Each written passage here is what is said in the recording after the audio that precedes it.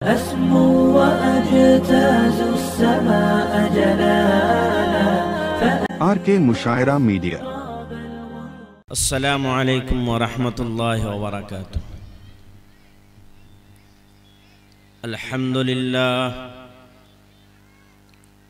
अल्हम्दुलिल्लाह नहमदुहु व नस्तईनुहु व नस्तगफिरुहु व नु'मिनु बिही व नतवक्कलु अलैहि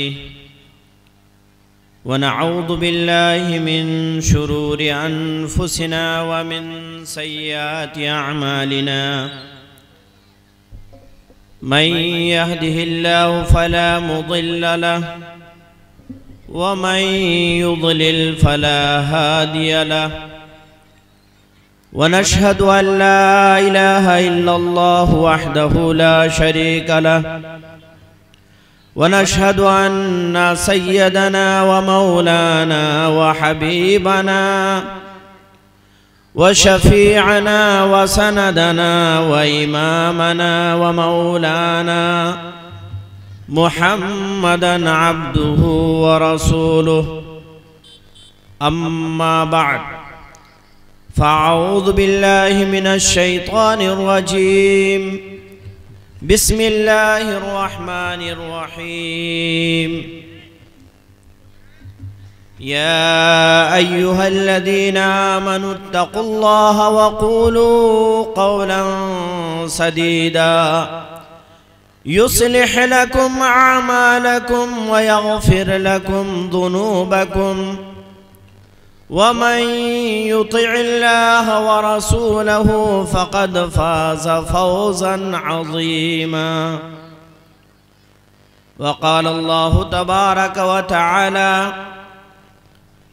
मन अमिल सालिहन मिन ज़करिन औ उन्सा व हुवा मुअमिन फलनुहयियन्नहु हयातन तय्यबा वलनजज़ियन्नहुम अजरहुम बिअहसनि मा कानू यअमलून।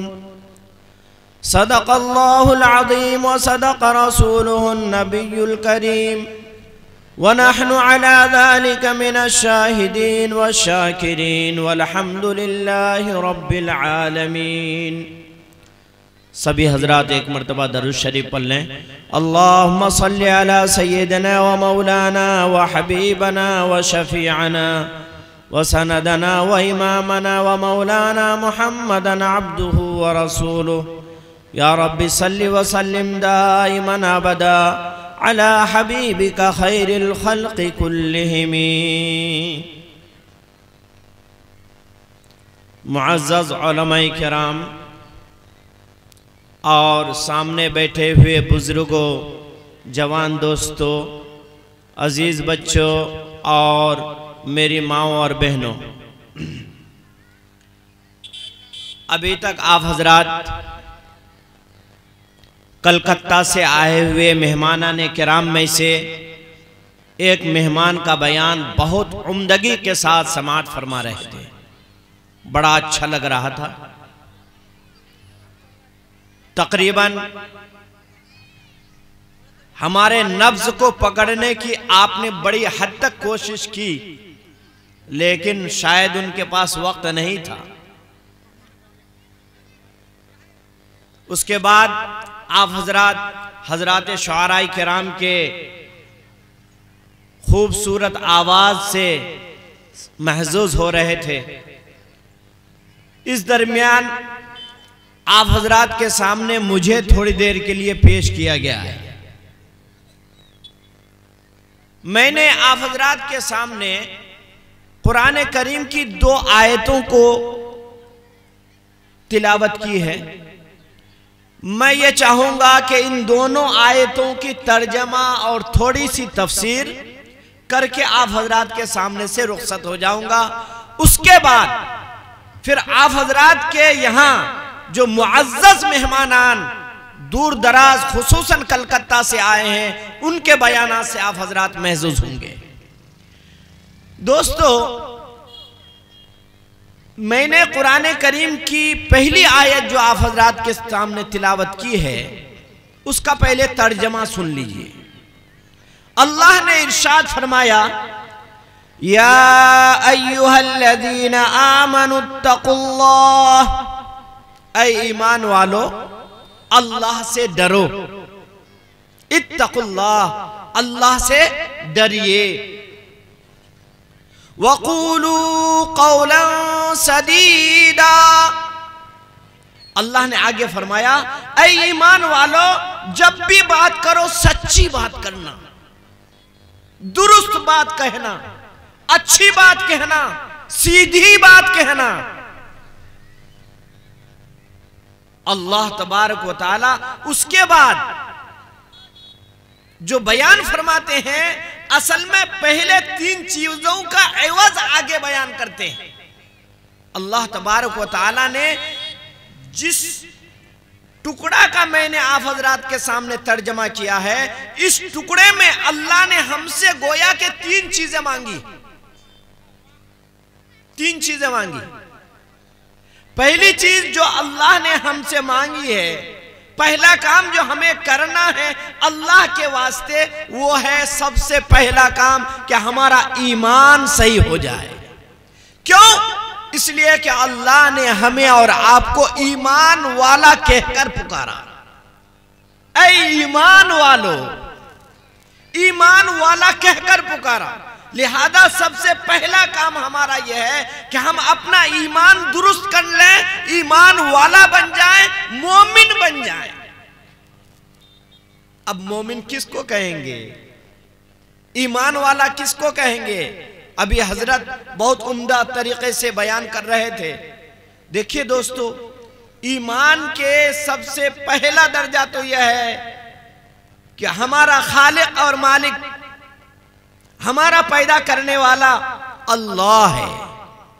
उस एक अल्लाह पर हमें ईमान लाना जरूरी है कि अल्लाह एक है, अल्लाह एक है, उसके सिवा कोई माबूद नहीं, उसके कोई शरीक नहीं। कुल हुवल्लाहु अहद अल्लाहु समद लम यलिद वलम यूलद। अल्लाह एक है, उसका कोई शरीक नहीं, साझी नहीं, वो बेनियाज है, उसके कोई औलाद नहीं, ना वो किसी का बाप है, ना वो किसी का बेटा है, वो अकेला है। इससे आपको ये बात समझ जानी चाहिए कि जो नबियों में से किसी नबी को अल्लाह का बेटा समझते हैं, ये बिल्कुल सरासर गलत है। अल्लाह का ना कोई बेटा है, ना वो किसी का बाप, ना उसकी कोई औलाद। अल्लाह एक है, ला शरीका लहू है, वो एक जात है। इस पर ईमान लाना जरूरी है।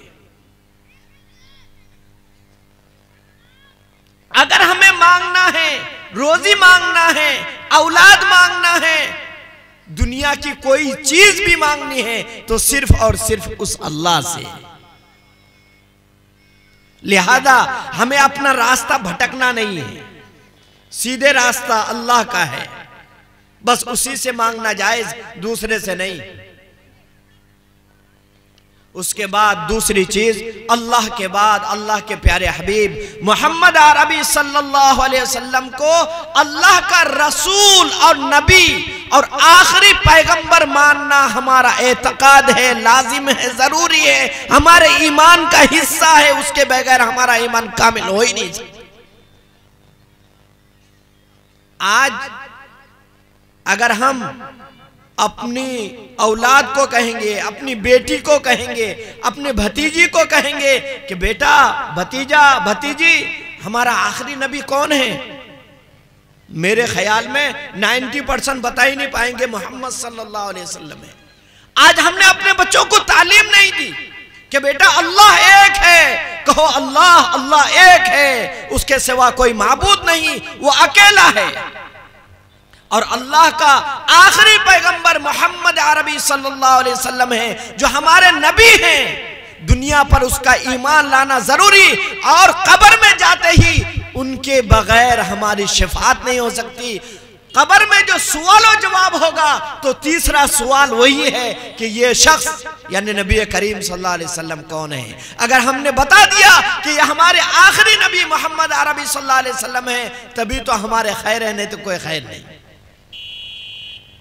तो सबसे पहला ईमान लाना अल्लाह पर, अल्लाह के रसूल पर। और तीसरी बात जो हजरत बयान फरमा रहे थे कि अल्लाह की किताब कुरान करीम पर, यह हमारी हिदायत की किताब है, यह हमारी जिंदगी की किताब है, यह हमारी जिंदगी की रहनुमा है, यह हमारी राह हिदायत है। इस किताब के बगैर कोई कानून नहीं बन सकता। हमारी जिंदगी का कानून यही किताब है, हमारी आखिरत का कानून यही किताब है, हमारा सब कुछ यही किताब है। इस किताब में जो कहा है वही हम करेंगे, इस किताब ने जो रोका है उसी से हम रोकेंगे। यह हमारा ईमान है और एतकाद है। तो अल्लाह, अल्लाह के रसूल, अल्लाह की किताब और उनके फरिश्ते, इन पर ईमान लाना जरूरी है। उसके बाद दोस्तों दूसरी बात अल्लाह तबारक व तआला ने जो हमसे मांगी है वो क्या है कि पहला काम है ईमान, और दूसरा काम जो हमें करना है वह है इत्तकुल्लाह, अल्लाह से डरना है, तकवा इख्तियार करना है। तकवा किसको कहते हैं? किसको कहते हैं तकवा? मुत्तकी लोग। तकवा का लफ्जी माना है बचना, परहेज करना। लेकिन तकवा नाम है हराम, मकरूह, ममनू और नाजायज चीजों से अपने आप की हिफाजत करने का नाम तकवा है।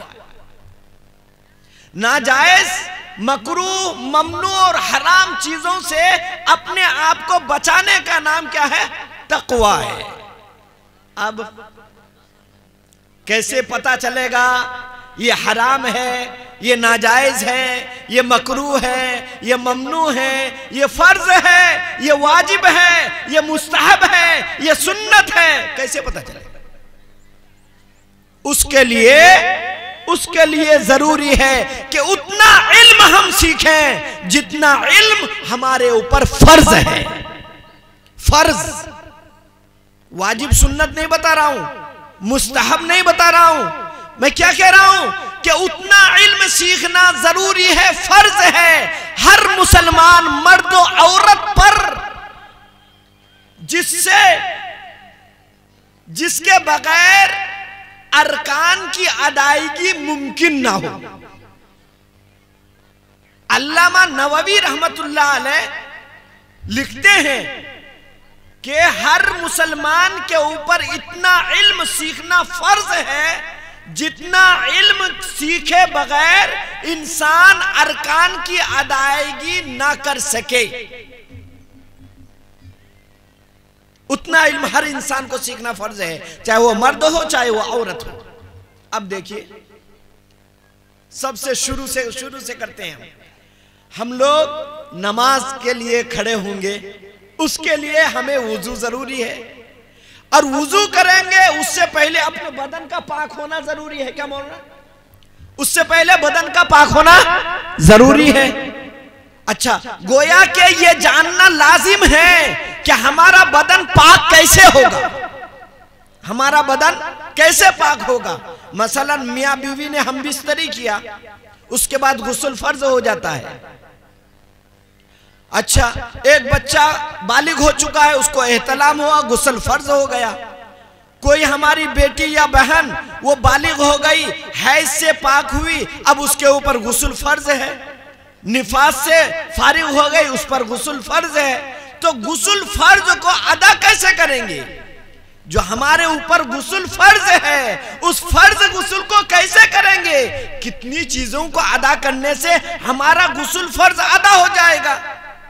ये तो गोया कि हमको सीखना फर्ज है, फर्ज है। तो हम यहां जितना मजमा बैठे हैं, मर्दों में से औरतों में से, अब पता नहीं किसको मालूम है किसको नहीं मालूम, ये तो अल्लाह जानता है और आप जानते हैं। मैं तो समझता हूं हमें बड़ा बड़ा दर्द लगता है जब हम किसी साथी को पूछते हैं कि भाई गुस्ल का फर्ज मालूम है?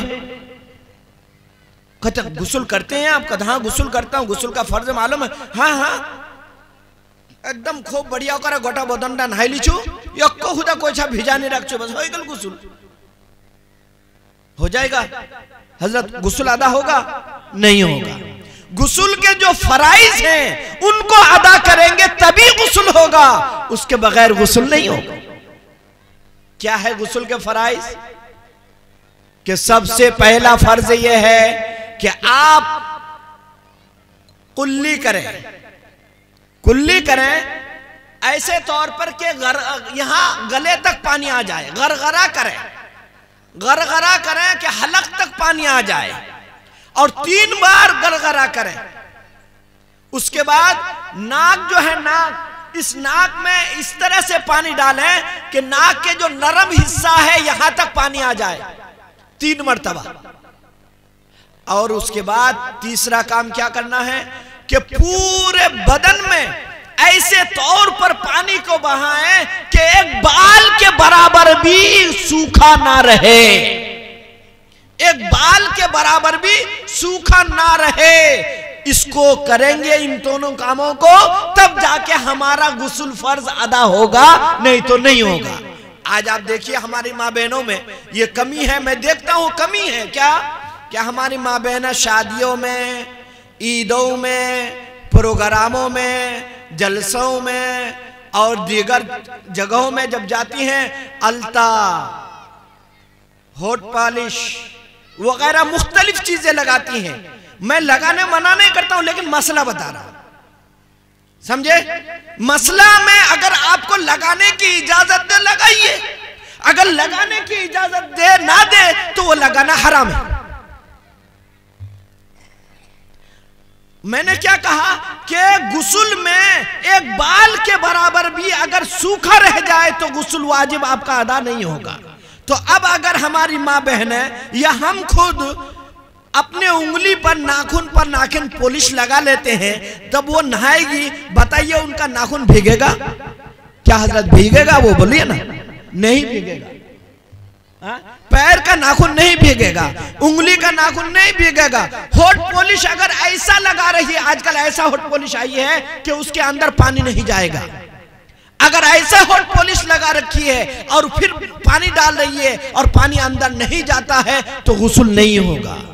जब गुस्ल नहीं हुआ तो वुजू नहीं, जब वुजू नहीं तो नमाज नहीं। तो गोया कि आप अपने शौहर को, अपने बाप को, अपने भाई को, अपने बेटे को जो खिला पिला रही है नापाकी की हालत में, नापाकी की हालत में, क्या ये जायज है? ये सही है? क्या हमने अपनी औलाद को बताया कि पाक होना है बेटा, बेटी पाक होना है, ऐसे तौर पर पाक हुआ जाता है, नापाकी के हालत में कोई काम करना जायज नहीं है। लिहाजा सबसे अव्वलीन फर्ज हमारे लिए और आपके लिए यह है कि हम पहले अपने बदन को पाक कर लें। अगर हमारा बदन ही पाक नहीं तो आगे का कोई दरवाजा खुलेगा नहीं हमारे लिए। तो अल्लामा नववी रहमतुल्लाह अलैह ने फरमाया कि उन चीजों का सीखना जरूरी है कि जिनके बगैर अरकान की अदायगी मुमकिन ना हो।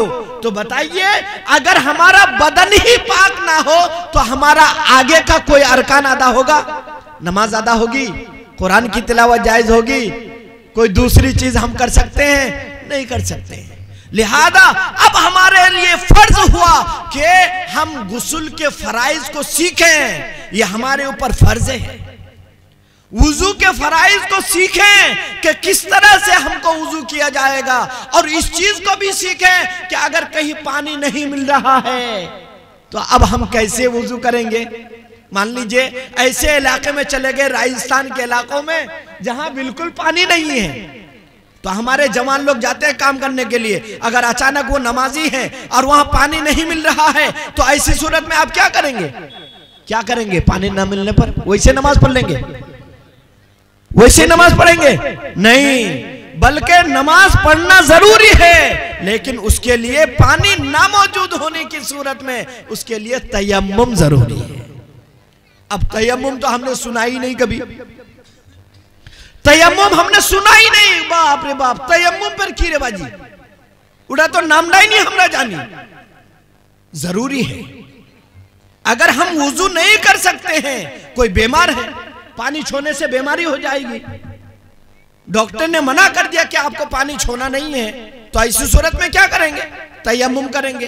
अब तयम्मुम कैसे किया जाएगा, तयम्मुम में कितना फर्ज है हमको मालूम ही नहीं है। तयम्मुम के अंदर मैं बता देता हूं कि तयम्मुम के अंदर एक चीज शर्त है, नियत करना। नियत के बगैर तयम्मुम होगा ही नहीं। क्या नियत करे कि इस मिट्टी के जरिए से मैं पाकी का इरादा करता हूं, यह नियत है। दिल के अंदर इरादा कर लीजिए, काफी है। नियत करना शर्त है और फर्ज है। और दूसरी चीज यह है कि पाक मिट्टी पर दोनों हाथ को इस तरह से मारिए और इस तरह से थोड़ा झाड़ लीजिए। झाड़ लेने के बाद अपने पूरे चेहरे पर अच्छी तरह से मसा कर लीजिए। एक बार काफी है। उसके बाद दूसरा फर्ज क्या है कि एक बार, दूसरी बार फिर जो है मिट्टी पे मारिए। मिट्टी पे मारने के बाद फिर उसके बाद इस तरह से दोनों हाथ इन तीनों उंगलियों से इस तरह से ले आइए इधर से, और उसके बाद इधर से यूं करके पोंछ दीजिए। फिर ये हाथ बाकी रहा, इससे 3 उंगलियों से यहां शुरू कीजिए और इस तरह से लाइए और इस तरह से पूरा पोंछ लीजिए। आपका तयम्मुम हो गया।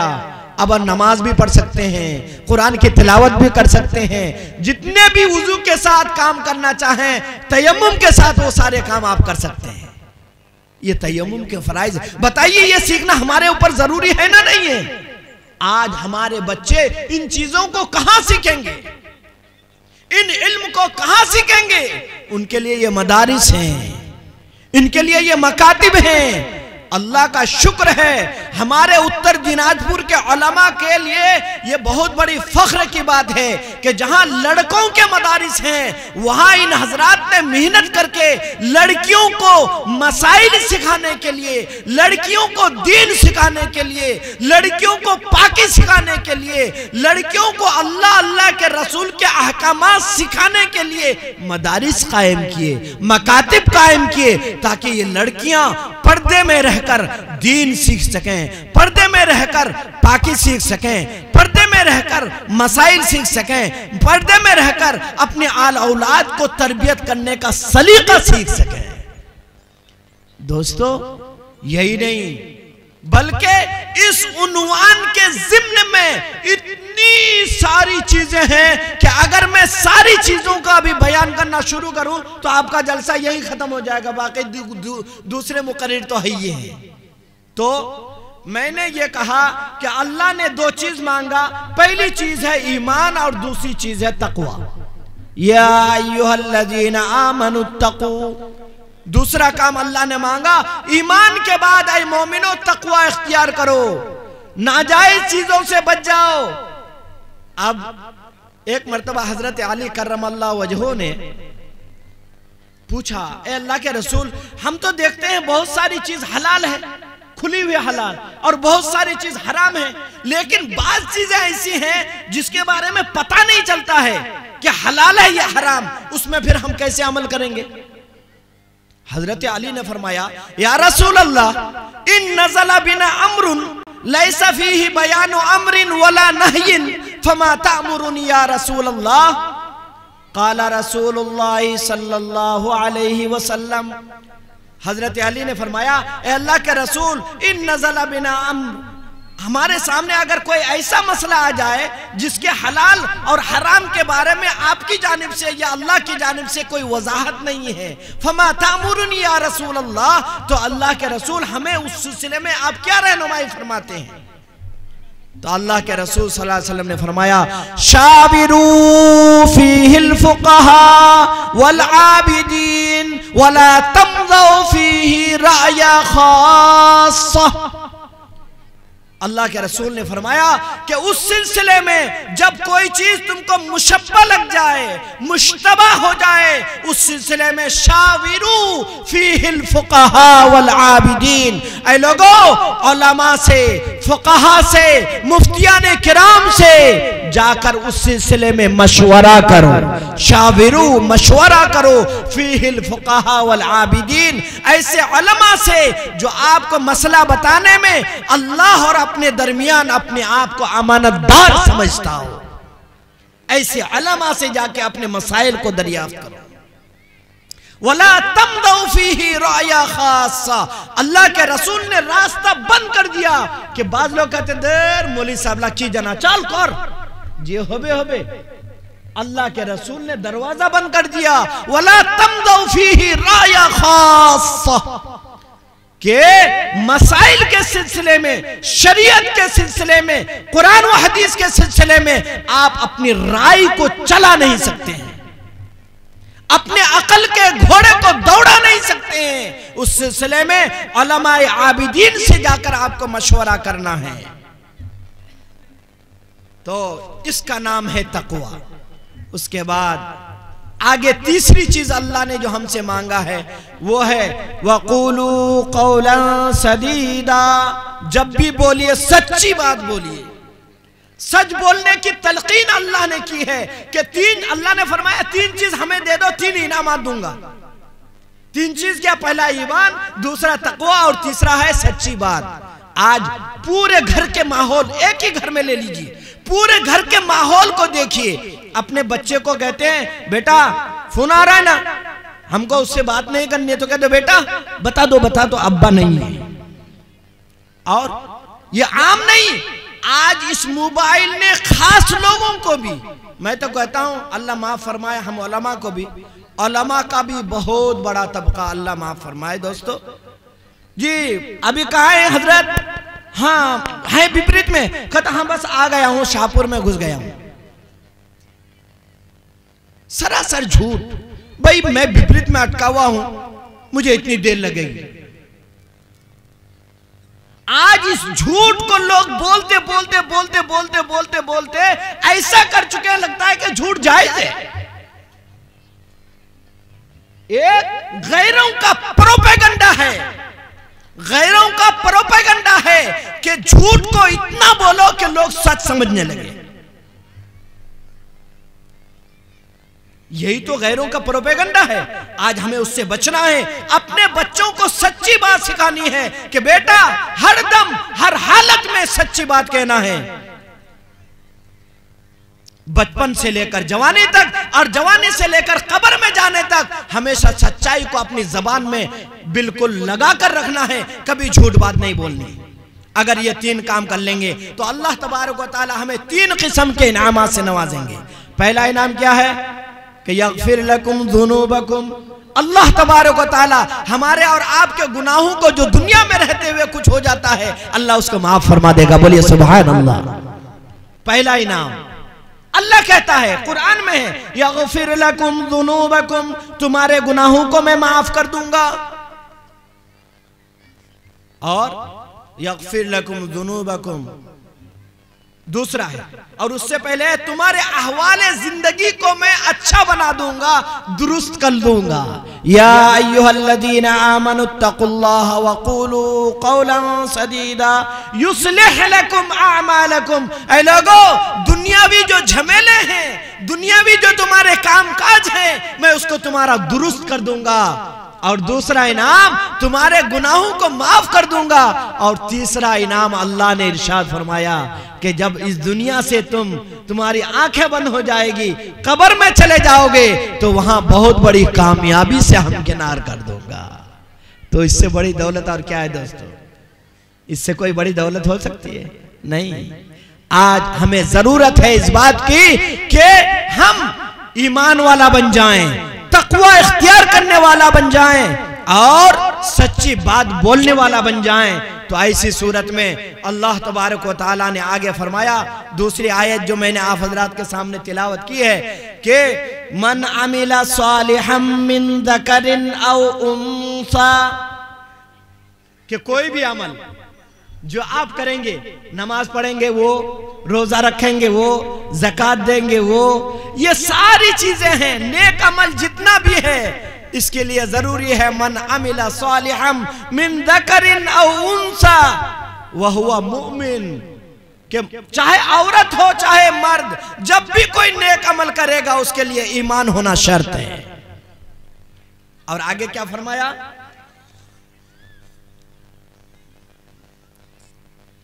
हाँ उधर ही जा रहा हूं।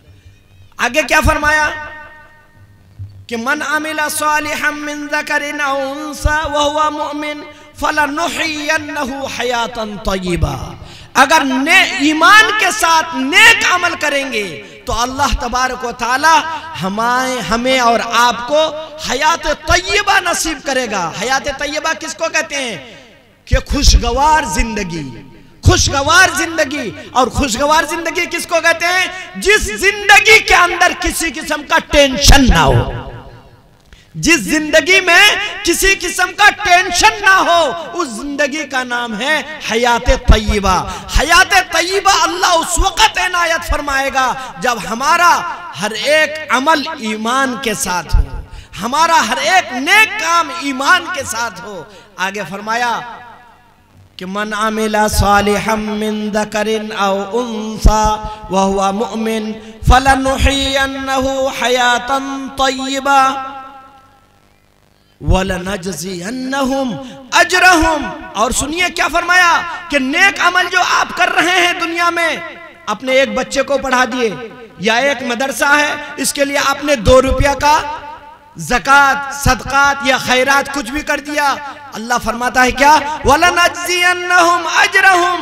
आप जो नेक अमल करते हो ना, इस नेक अमल का बदला अल्लाह कितना देगा, वलनजज़ियन्नहुम अजरहुम, हम बदला देंगे आपके नेक अमल का कितना, कि उतना जिसको आपने कभी तसव्वुर भी नहीं किया है, जिसको आपने कभी सोचा भी नहीं है। सुभान अल्लाह, जिसको आपने कभी सोचा भी नहीं है, ऐसा नेक अमल है, ऐसा बदला अल्लाह तबारक व तआला हमें और आपको इनायत फरमाएगा। मैं उसको एक छोटे से मिसाल से बताता हूं।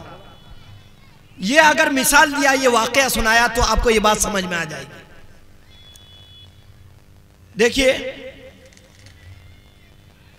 बहुत पुराने जमाने की बात है, बहुत पहले की बात है। मैंने किसी बुजुर्ग से यह वाकया सुना है।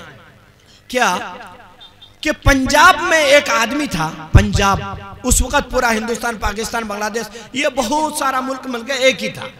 पंजाब में एक आदमी था, बड़ा पढ़ा लिखा और बेहतरीन इंग्लिश दान, और बहुत बड़ा बेचारा, वो डिग्रियां हासिल कर रखा था, उसे नौकरी नहीं मिल रही थी। उसने किसी अल्लाह वाले से सवाल किया, हजरत मुझे नौकरी चाहिए। तो कहा भाई नौकरी तो इधर मिलेगी नहीं, तुमको अगर नौकरी लेनी तो दिल्ली चले जाओ। अच्छा ठीक है, वो पंजाब से रवाना हुआ, और रवाना होने के बाद चलते चलते चलते चलते एक जगह बेचारे की रात हो गई। अब रात होने के बाद उनको किसी जगह रात गुजारना है, तो देखा कि रात गुजार लूं, सुबह उठ करके फिर अपनी मंजिल की तरफ चल लूंगा। तो देखा कि एक जगह चिराग टिमटिमा रहा है, वहां गया तो एक झोपड़ी है, झोपड़ी, उस झोपड़ी में एक बूढ़ी मां सोई हुई है। उस झोपड़ी में एक बूढ़ी मां सोई हुई है। वहां जाके दस्तक दिया तो बूढ़ी मां आई, कहा बेटा क्या बात है? कहा कि अम्मा जान मैं एक मुसाफिर हूं, मुझे रात ठहरना है, आप अगर मुझे रहने की इजाजत दें तो मैं रात आपके यहाँ कयाम करूंगा और सुबह फिर अपने मंजिल की तरफ चल दूंगा। तो उस बूढ़ी मां ने कहा बेटा रहने की तो इजाजत है, लेकिन बेटा मेरे पास खाने का कुछ नहीं है। रहने तो दे दूंगी लेकिन मेरे पास खाने का कुछ नहीं है बेटा। तो कहते अम्मा जान कोई जरूरत नहीं, मुझे खाना पीना नहीं चाहिए, मुझे सिर्फ आप रहने दे दीजिए। तो वो सो गए, बिस्तर लगा लिए, लेकिन बूढ़ी को कहां नींद आई। बूढ़ी सोची कि मेरे घर में एक मेहमान, एक मुसाफिर और भूखा सो जाएगा, ये नहीं हो सकता। वो बूढ़ी उठी और उठने के बाद अपने रूम में गई। ये बेचारा बाहर बरामदे में सो रहा था। रूम में जाने के बाद वो जो बूढ़ी और हमारी औरतों का वो जो कपड़े का टोपला होता है ना, वो जाकर के अपने कपड़े के टोपलों को खोली और एक एक कपड़ा को छानने लगी। छानते छानते एक कपड़े के कोने में एक 2 पैसा 2 आना 2 लाल बंधा हुआ था, उस जमाने का 2 लाल। वो 2 लाल बंधा हुआ था, वो 2 लाल निकाल के लाई और इस जवान को बेदार, बेटा बेटा बेटा उठो। कहता हाँ क्यों अम्मा जान? कहता बेटा ये 2 लाल पैसा है, ये मुझे गवारा नहीं हो रहा है कि तुम भूखे मेरे घर में सो जाओ, ये 2 लाल ले लो और सामने फुला जगह दुकान है वहां जाओ, आटा खरीद के ले आओ और उससे मैं रोटी बनाऊंगी, तुम भी खाओगे मैं भी खाऊंगी। तो उस जवान ने कहा अम्मा अम्मा आपने तो अभी कहा कि बेटा मेरे पास कोई पैसा नहीं है, और ये पैसा फिर कहां से निकल आया? तो उस बूढ़ी ने जो जवाब दिया वो सुनने के लायक है। उस बूढ़ी मां ने कहा बेटा मैंने इस 2 आने को अपने कफन के लिए रखा था कि जब मैं मर जाऊंगी तो इस 2 आना के जरिए से मुझे कफन देगा कोई भी, लिहाजा मैंने सोचा कि मेरे घर में एक मुसाफिर है, ये मुसाफिर भूखा सो जाएगा, मुझे गवारा नहीं हुआ और मैंने सोचा कि इस मुसाफिर को इस 2 आने से खिला दूं, मेरे कफन का इंतजाम मेरा अल्लाह करेगा। सुभान अल्लाह सुभान अल्लाह। चुनांचे उसने उस मुसाफिर को 2 आने के जरिए से खाना खिला दिया। वो मुसाफिर बेचारा सुबह उठे और अपनी मंजिल की तरफ चले गए दिल्ली। वहां जाने के बाद 2 साल तक उन्होंने काम किया और 2 साल काम करके उस वक्त पैसा चलता था, टका नहीं चलता था जी। तो वो कमा धमा करके इतना पैसा जमा कर लिया। पहले हमारे बच्चे जो है अपने कमर में बटुआ लगाते थे, बटुआ, तो वो भी दिल्ली में कमा धमा करके पूरा बटुआ भर्ती कर लिए थे और बटुआ भर्ती करके वापस घर आने लगे 2 साल के बाद। तो जब उधर से गुजरने लगे तो उनको ख्याल आया कि वो अम्मा जान जिसने मेरा ताउन किया था और मुझे खाना खिलाया था, कम से कम जाते हुए उस अम्मा का ख्याल तो कर लूं। चुनांचे वहां करीब में जाने के बाद एक दोस्त से पूछा कि यहाँ एक बूढ़ी माँ रहती थी, वो है ना? नहीं। तो उस साहब ने बताया अरे भाई उस माँ का आखिरी हालत में है, पता नहीं तुमको मुलाकात भी होगी या नहीं। चुनांचे जब वो आंगन में गया देखा कि वो माँ इंतकाल कर गई है, उस माँ से और मुलाकात नहीं हुई। तो उसने सोचा कि अब जब माँ मर गई तो कम से कम इसने मेरे ऊपर एहसान किया था, इसका नमाज जनाजा और दफन तफन करके जाऊंगा। चुनांचे गांव के लोग जमा हुए और गांव वालों ने कहा कि इनके लिए चंदा दे दो, इनके कफन का इंतजाम करना है। तो उस जवान ने कहा नहीं नहीं, मैं उस बूढ़ी का बेटा हूं, उसके कफन दफन सारी चीजों का इंतजाम मैं करूंगा। अल्लाह। तो लोगों ने कहा भाई इसका तो कोई बेटा नहीं था, तुम कहां से बेटा पैदा हो गए? कहने लगे नहीं, इस बुढ़िया ने मेरे ऊपर एहसान किया था इस तरह से, लिहाजा इसके कफन का इंतजाम मैं करूंगा। चुनांचे कफन उफन दे करके उसको मिट्टी देने के लिए कब्रिस्तान गए और कब्र दे दी गई। और वो बेचारे ने कहा कि जब मुझे मेरी माँ ने, मेरी इस मुहसिना ने इतना बड़ा एहसान किया है तो मैं अपने हाथ से इस मुहसिना को कब्र में ले जाकर लेटा दूं। चुनांचे वो खुद उतरे और उतरने के बाद जब वो मैयत को बराबर कर रहे थे उनके कफन को, तो उनका बटुआ जो यहाँ कमर में खुचा हुआ था वो बटुआ हिल रहा था। उसने सोचा इसको कम से कम पहले थोड़ा सा रख दूं, जब उठूंगा तो इसको निकाल लूंगा। इत्तेफाकन जब वो कब्र से उठे तो उसका पैसा को जो बटुआ था मुकम्मल वहां रह गया और कब्र बंद हो गई और वो उठ करके अपने गांव चले गए। वहां जाने के बाद गांव वालों ने उनको कहा कि बेटा बहुत रात हो गई है, अभी तुम वापस नहीं जा पाओगे, तुम हमारे गांव में रह लो, सुबह उठ के अपनी मंजिल चला जाना। चुनांचे वो रात रहे। आधी रात में जब वो कमर को देखा कि मेरा पैसा नहीं है, उसने सोचा हाँ 2 साल की मेरी कमाई और वो भी बर्बाद। अभी मौलाना सुना रहे थे कि कोई जरूरी काम की वजह से कब्र खोली भी जा सकती है। चुनांचे वो सोचे कि पैसा अगर लोगों को बताऊं तो इतना कहर का जमाना और तंगदस्ती का जमाना, पता नहीं कौन पहले जाकर के पैसा निकाल लेगा। लोग तो उस वक्त कफन को भी चोरी कर लेते थे। चुनांचे ये आधी रात में उठे और उठने के बाद कब्र को खोला। कब्र को खोलने के बाद क्या देखते हैं जानते हैं? कब्र खोलते हैं और कब्र खोलने के बाद अपने बटुआ को तलाश करते हैं। बटुआ तो नहीं है, बटुआ तो नहीं है, लेकिन देख रहे हैं कि मैयत को तो देख रहा है कि कफन तो मौजूद है लेकिन बुढ़िया मौजूद नहीं है। अल्लाह। कफन मौजूद है लेकिन बुढ़िया मौजूद नहीं है। उसने सोचा अजीब बात है, डर गया, जाहिर बात है डरने का मकाम है। तो इधर उधर ताक झाक के देखा तो बुढ़िया के सरहाने के तरफ एक सुरंग था। तो उसने सोचा कहीं सियाल वगैरह इधर सुरंग से बुढ़िया को ले गया होगा ना क्या। जब उन्होंने उधर झांका तो एक बहुत बड़ा गेट नजर आया। वो उसके अंदर जो गया, थोड़ी देर के बाद ही दो जवान हट्टा कट्टा आया और उसके दोनों बाजू पकड़ के ले गया। जाने लगा, कहने लगा चलो तुमको रानी बुला रही है, तुम्हें रानी बुला रही है। चुनांचे बहुत आगे जाकर देख रहे हैं, इसी तरह एक पिंडाल लगा हुआ है और उस पिंडाल में इसी तरह कुर्सी है और उस कुर्सी के ऊपर एक हसीन जमील खूबसूरत लड़की बैठी हुई। जब वो सामने गया, वो जवान जाके खड़ा हुआ तो वो औरत कह रही है, वो जवान कह रही है, बेटा मुझे पहचानते हो? कहा नहीं नहीं मैं तो नहीं पहचानता हूं। कहा के गौर करो, सोचो मैं कौन हूं? कहा नहीं नहीं मैं तो नहीं पहचानता हूं। कह रहे बेटा मैं वही बुढ़िया हूं, मैं वही बुढ़िया हूं जिस बुढ़िया के यहां तू खाना खाया था और जिस बुढ़िया को तूने कफन दफन करके यहां कब्रिस्तान पहुंचाया था, मैं वही बुढ़िया हूं। तो उस जवान ने सवाल किया, अम्मा जान ये कैसी बात है, ये कैसी बात है? मैं तो उस वक्त आपको बूढ़ी देखा था और आप जवान की हालत में, यह टकटकिया जवान है। तो कहने लगे बेटा मालूम नहीं कि कोई भी शख्स जन्नत में बुढ़िया बन के नहीं आएगी।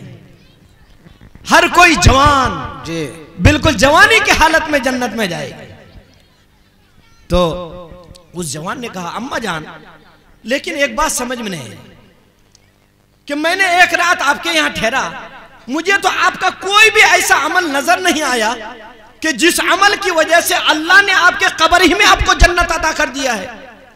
ऐसा आपने कौन सा अमल किया था कि आपके कब्र ही को जन्नत बना दिया अल्लाह तबारक व तआला ने?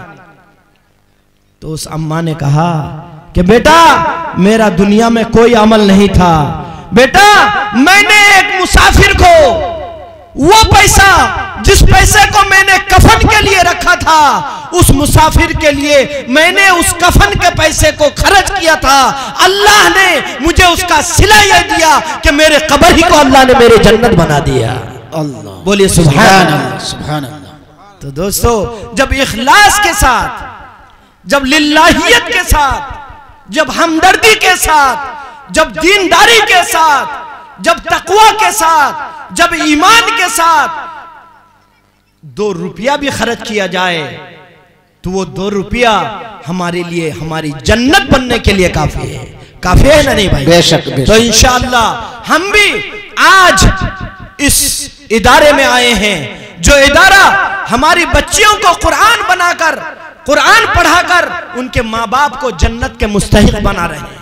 ये इदारा आज एक नहीं, अगर एक बच्ची हाफिजा बन रही है, कितनी बच्चियां हाफिजा हैं?